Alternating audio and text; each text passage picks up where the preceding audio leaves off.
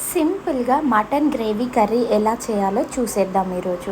Whole garam masala, cash, బాదము ఇవన్నీ మంచిగా dry roast చేసుకోవాలి.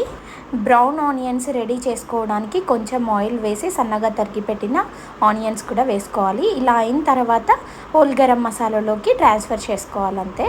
ఇంక 2 టమాటోస్ కూడా సపరేట్గా ఉడకపెట్టి యాడ్ చేశాను. కొబ్బరి వేస్తే చాలా బాగుంటుంది. ఎండు కొబ్బరి కానివ్వండి, పచ్చి కొబ్బరి ఏదైనా సరే అది కూడా యాడ్ చేసుకొని ఇలా మెత్తగా గ్రేవీ లాగా చేసుకోవాలి. మంచిగా మ్యారినేట్ చేసి పక్కనుంచిన మటన్ని తీసుకొచ్చి ఇప్పుడు ఆనియన్స్ అండ్ పచ్చిమిర్చి బాగా వేగనిచ్చి మటన్ని కూడా మంచిగా రోస్ట్ చేసుకోవాలి. అంటే వాటర్ ఏమీ ఫస్ట్ వేయకుండా ఆయిల్ పైకి తేలేంత వరకు వేసుకోవాలి. ఈ కుడక తీయడానికి నాకైతే ఎంత కష్టమైందో. మా ఆయన్ని తీసుకురా రాయనా అంటే ముదిరిపోయిన కుడక తీసుకొచ్చాడు. దాన్ని తీయడానికి అష్ట కష్టాలు పడ్డాను.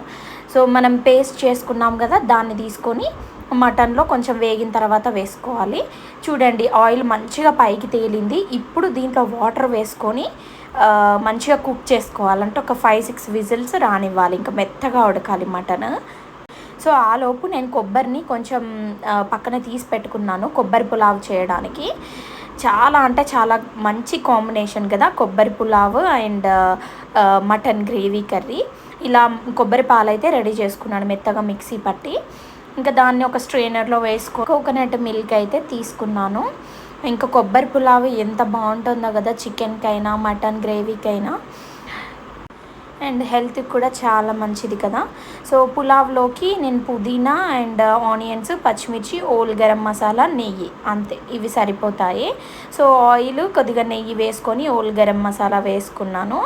అవి మంచిగా వేగిన తర్వాత మనం ఈ పచ్చిమిర్చి, పుదీనా, ఆనియన్స్ కూడా వేసుకొని బాగా వేగనివ్వాలి. ఒక పక్క మటన్ పెట్టేశాను విజిల్ పెట్టేసి. ఇంకా పులావ్ కూడా రెడీ చేస్తున్నాను. చాలా సింపుల్గా ఈజీగా అయిపోతుంది కదా. అదే బిర్యానీ అనుకోండి, ఎవ్రీ టైమ్ ఆ రైస్ సపరేట్ చేయడము, లేయర్స్ వేయడము, బ్రౌన్ ఆనియన్స్ చేయడం ఇదంతా పెద్ద పని కదా. సో దాంట్లోనే కొంచెం అల్లం వెల్లుల్లి పేస్ట్ వేసి బాగా వేగిన తర్వాత రైస్ నేనైతే 2.5 కప్స్ తీసుకున్నాను. 3 కప్స్ మిల్క్ అయితే వచ్చాయి, కోకోనట్ మిల్క్. ఇంకొక గ్లాసు వాటర్ అయితే యాడ్ చేశాను. 2 రెడీ అయిపోతున్నాయి ఒకటేసారి. చూడండి గుమ్మగుమ్మలాడే మటన్ చూడడానికే చాలా ఎమ్మీగా, సాఫ్ట్గా, మంచిగా ఉడికిపోయింది కదా. ఎంత మంచిగా కనిపిస్తుంది.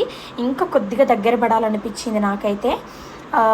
అది ఉడికిన తర్వాత చూడండి ఎంత అయిందో. మాకు ఇదే 2 పూటలు గాంగా ఇంకా రేపు కూడా మిగులుతుంది. ఇంకా చాప్ చేసుకున్న కొరియాండర్ అయితే వేసేసాను, కొత్తిమీర. ఇంకా పులావ్ కూడా చూడండి అసలు ఎప్పుడైనా కొంచెం మెత్తగా లేదంటే పలుకుగా అయ్యేది. ఈసారి కరెక్ట్ కుదిరింది. అంటే మంచిగా పొడి పొడిలాడుతూ వచ్చింది.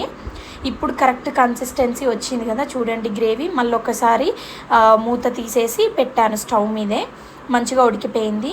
ఇంకా పక్కకి కొంచెం అన్నము అండ్ కర్రీ కూడా తీసి పెట్టాను గ్యాస్ దగ్గర. ఇంకా మా ఐరతల్లి అయితే పడుకుంది.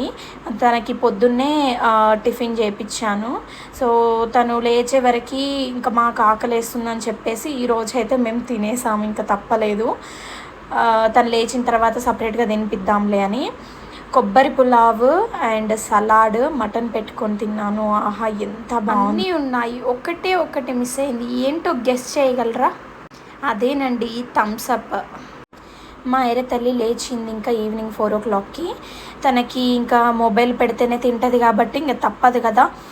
ఏడుస్తుంది, అల్లరి చేస్తుంది. ఇంకా తప్పించుకోవడానికి మొబైల్ అలవాటు అయిపోయింది. తినిపించాను, బాగానే తినింది ఈరోజు. మీరు కూడా వీడియో నచ్చితే లైక్ ఇచ్చి సబ్స్క్రైబ్ చేసుకోండి.